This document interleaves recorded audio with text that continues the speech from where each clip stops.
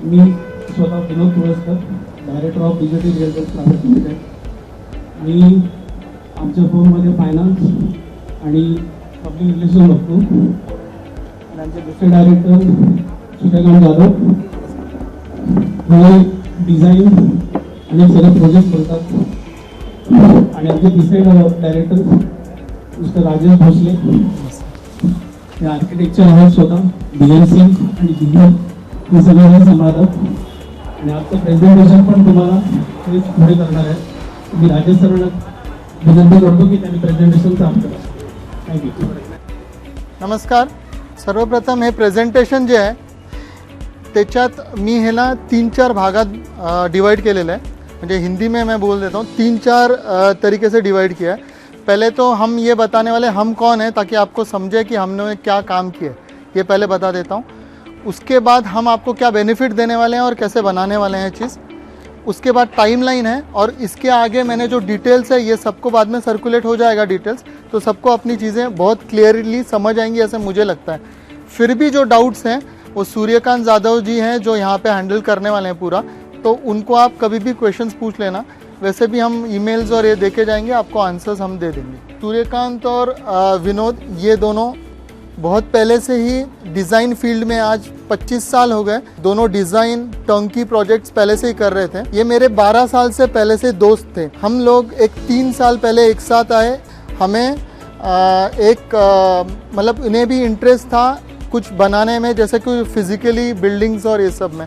तो हमने बोरीवली में एक साथ एक बिल्डिंग बनाई है जिसका अभी फिनिशिंग काम चालू है इनके साथ. बाकी मैं खुद आर्किटेक्ट हूँ, मैं डेवलपर, टंकी इंटीरियर कॉन्ट्रैक्टर, इंटीरियर डिज़ाइनर, मेरी खुद की मॉड्यूलर फर्नीचर की फैक्ट्री है. ये सारे काम मैं करता हूँ खुद. मेरी मिसेस वो आर्किटेक्ट हैं और वो भी एक इंडिपेंडेंट डेवलपर्स हैं. तो मैं मेरे प्रोफाइल दिखा देता हूँ. ये मैं हूँ एज ए आर्किटेक्ट. मैं पिछले 23 साल से इस फील्ड में हूँ खुद से. तो 23 साल से मैंने कई बिल्डिंग्स और ये बनाई हैं जो मैं दिखा दूंगा. 2002 में मैंने जॉब चालू किया था. 2000 में मैं आर्किटेक्ट पास हुआ हूँ पनवेल से. जॉब के बाद 2002-04 में खुद Nirmiti architects and interior designers, Nirmiti consultant and Nirmiti developers, इस नाम से फर्म्स हैं मेरे. प्रोप्राइटर फर्म्स और पार्टनरशिप फर्म्स हैं. कहीं पे भी 2-5% की पार्टनरशिप नहीं है. It is all 50% partnership. मतलब ऐसे नहीं कि मैंने थोड़ा सा पैसा दिया तो बिल्डर कर रहा है, ऐसे कोई. हर एक बिल्डिंग में एंड टू एंड मेरा पार्टनरशिप रहा है और ऑलमोस्ट 50% या कई बिल्डिंग्स में मैं खुद इंडिपेंडेंटली काम किया हुआ है जिसमें कोई पार्टनर नहीं है. मैंने बी टाउन और मुंबई साइड हर जगह काम किया है. तो वास्ट एक्सपीरियंस ऑफ वर्किंग है.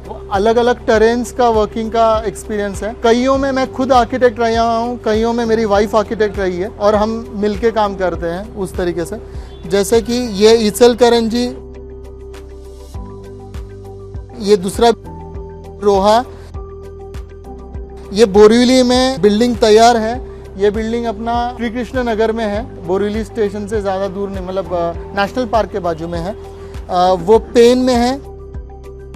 ये बोरीवली में हम जो बिल्डिंग साथ में कर रहे हैं वो ये गृहलक्ष्मी है जो अभी फिनिशिंग स्टेज में है. मतलब स्लैब सारे हो गए हैं, अभी फिनिशिंग फ्लोरिंग और ये सब चालू किया है. ये डोंबिवली में है, 23 एवेन्यू. शायद ही इतनी अच्छी और रिच टावर डोंबिवली में बन रहा है. शायद ये ओमकार जी ने देखा है वो कंस्ट्रक्शन. दूसरा ये सागर दर्शन, ये काटर रोड 4 पे है. ये शाहपुर में मैंने 3-4 प्रोजेक्ट्स किए हैं, ये 3 और ये चौथा.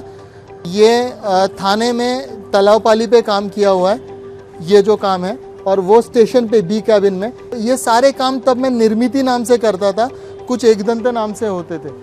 तो उसके बाद जब मैं इनसे मिला और अभी मैंने ये सोचा है कि भोसले जो सरनेम है उसे प्रमोट किया जाए, तो उस हिसाब से सारा कंपनीज को भी प्राइवेट लिमिटेड किए. इनके साथ पार्टनरशिप भी मेरी प्राइवेट लिमिटेड हुई है इस कंपनी के बाद. तो वो उस तरीके से अभी अगले प्रोजेक्ट्स भोसले के नाम से हुए. ये मैंने प्रपोजल दिया था आपको कि मैं आपको 25% एक्स्ट्रा एरिया दूंगा जो आपका एग्जिस्टिंग एरिया है, इस पे 25% दूंगा. लेकिन 25% एक्स्ट्रा देके जब मैंने ये प्रपोजल मैंने प्लान करके विनोद जी को दिखाया तो इन्होंने देखा कि मैक्सिमम एरिया लिविंग किचन और टॉयलेट WC है जो आपका एग्जिस्टिंग स्ट्रक्चर है उसी हिसाब से सब हो रहा है। तो इन दोनों से मेरी तरफ एक फीडबैक ऐसे आया कि ये नहीं चलेगा, हमें इन्हें एक बेड देना पड़ेगा। तो ये इस हिसाब से कल रात बैठ के हमने पूरा रिवीजन किया मेरे टीम ने, और पूरा रीडिफाइन करके इस प्लान को कट करके, और अभी 30% दे रहे हैं। तो 30% से हर एक आदमी के नाम के सामने उनका एरिया, उनको जो हम रेंटल दे रहे हैं हर साल का, आगे कॉर्पस और ट्रांसपोर्टेशन, ब्रोकरेज और टोटल सोसाइटी चार्जेस, जो उसको टोटल बेनिफिट है, ये सारा मैंने एक टेबल्स फॉर्म में बना रखा है हर एक के नाम के सामने। ये आपका अभी लेआउट है, मैं इससे पहले प्लान पे आता हूँ। ये अभी प्लान बना है जिसमें ऑलमोस्ट सबको 1 BHK मिल रहा है, लिविंग, किचन और बेड, और WC बात, लिविंग, किचन, बेड, ये आपके लिए अलॉटेड फ्लैट्स है।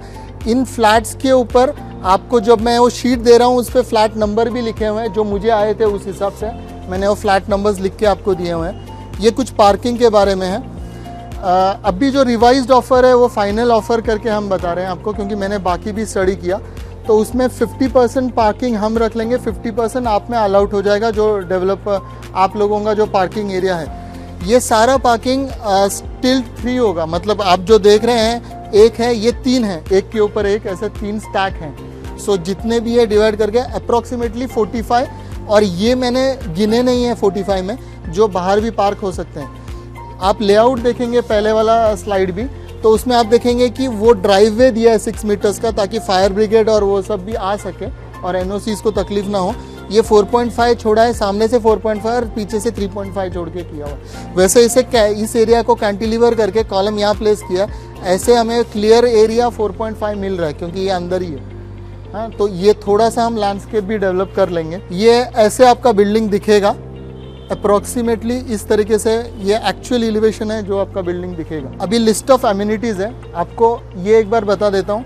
ये देखिए, ये पार्किंग एरिया है, ये थोड़ा सा चंक ऑफ गार्डन है, एंट्रेंस गेट। इसमें कुछ पूछना है तो आप पूछ सकते हैं। इसमें मैंने एक फायर फाइटिंग लिफ्ट इधर दी हुई है बड़ी, और दूसरी छोटी लिफ्ट है, और बाकी स्टेयरकेस और ये किए हैं।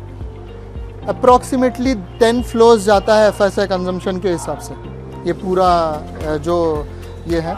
अभी आपको चाहिए तो नेक्स्ट हम एमिनिटीज़ लिस्ट पे आ सकते हैं। आपको चाहिए तो एक एक पढ़ सकता हूँ, या मैं बेसिक चीज़ बता देता हूँ, बाकी आपके पास सामने तो हम प्रपोजल दे रहे हैं, आप खुद भी पढ़ सकते हैं। सारा कंस्ट्रक्शन जो IS मार्क के हिसाब से होगा, जो स्ट्रक्चरल इंजीनियर बताएंगे उस हिसाब से होगा। हर कंस्ट्रक्शन, हर स्लैब के टाइम, कॉलम्स कास्टिंग के टाइम जो क्यूब टेस्ट होगा उसका रिपोर्ट होगा, जो सलिया आएगी उस स्टील का भी रिपोर्ट आएगा कि उसका टॉर्क वैल्यू क्या है, टेंसाइल क्या है, उस हर बार जब भी आएगा उसके साथ उसका रिपोर्ट आने वाला है। तो ये सारा कंस्ट्रक्शन पूरे जो स्टैंडर्ड्स है उसके हिसाब से होगा। जो भी कंस्ट्रक्शन है पासिंग अथॉरिटी BMC है उनके हिसाब से ही होगा। कोई भी फ्लैट एमलगेमेशन या कुछ, ये सब पूरा OC होने के बाद ही किया जाएगा। जैसा पास होगा वैसे ही आगे तक पूरा कंस्ट्रक्ट करेंगे।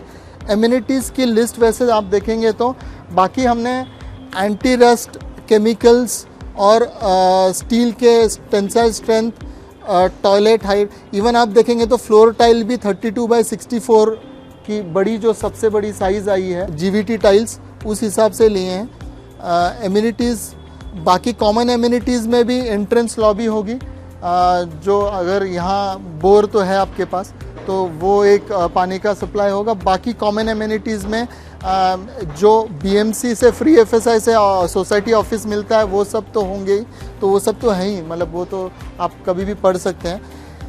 इन सब पेंट होंगे, एक्रेलिक एमिशन। अभी इसके ऊपर मैं ये गारंटी और देता हूँ कि इन सब चीज़ों की हमारे तरफ से 5 साल पूरी गारंटी ली जाएगी। जो काम करेंगे उसके ऊपर जो लीकेज और उसकी गारंटी है वो उस हिसाब से हमारा काम होगा। See, now if anyone of you have some question, you can tell. आपको कुछ questions है तो पूछ सकते हैं।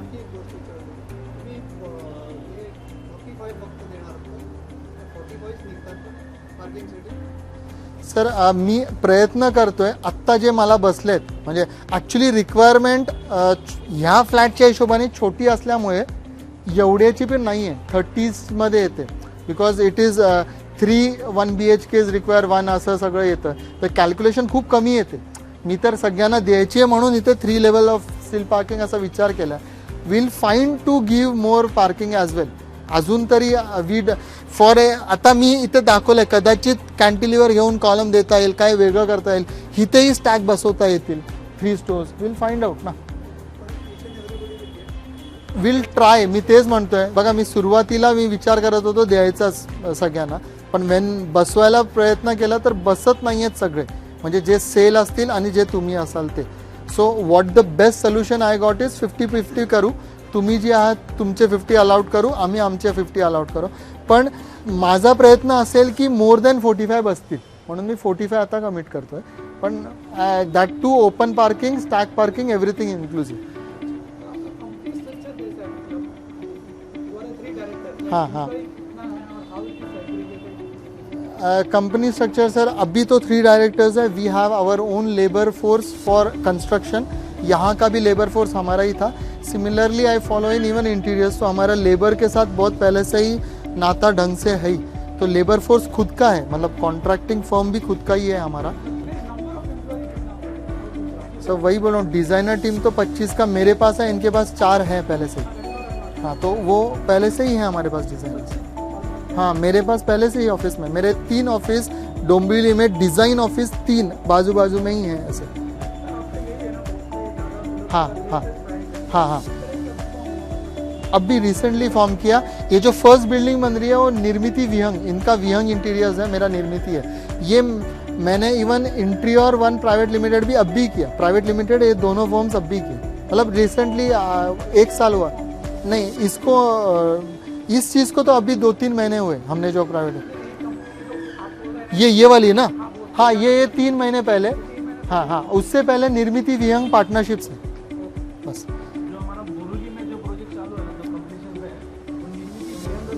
अभी जो दहीसर में चालू करने वाले हैं हम, वो इस नाम से करें, रेसिडेंशियल है.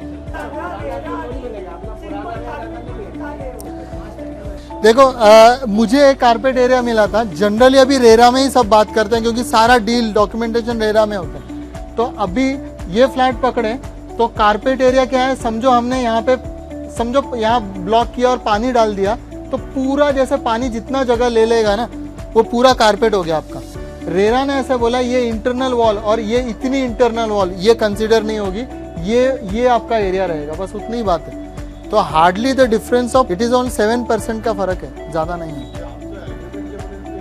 रेरानीच बनतं, कारण सगळीकडे रेरा कार्पेटच लिहिला जातो.